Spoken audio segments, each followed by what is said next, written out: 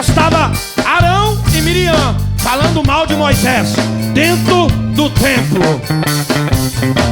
A geração de hoje é diferente do passado. É seu amigo quando está só do seu lado.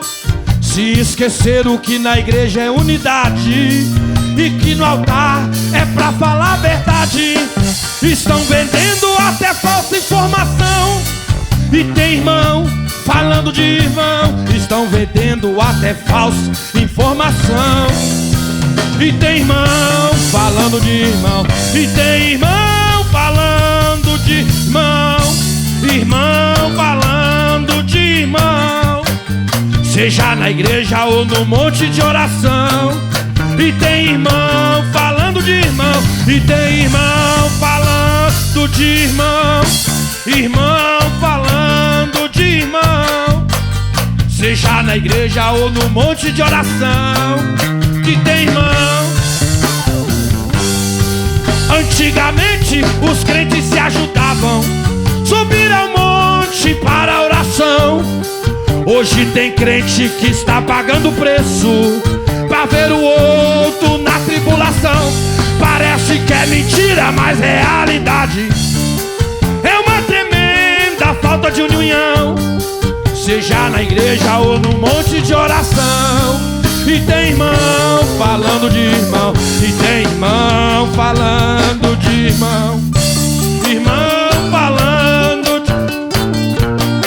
Seja na igreja ou no monte de oração. E tem irmão falando de irmão. E tem irmão falando de irmão. Irmão falando de irmão. Seja na igreja ou no monte de oração. Que tem irmão falando de irmão. E tem irmão falando de irmão. Irmão falando de irmão.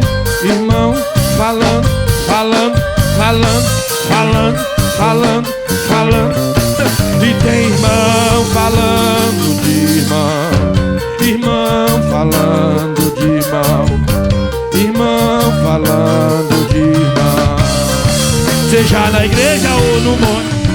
E tem irmão falando, falando. Irmão falando, falando. Irmão falando de irmão. Seja na igreja ou no monte de oração. E tem irmão falando de irmão. Irmão falando mal de irmão. Irmão falando mal de irmão. Falando, falando, falando. E tem irmão falando de irmão. É na igreja, é no monte, é na praça, é na esquina.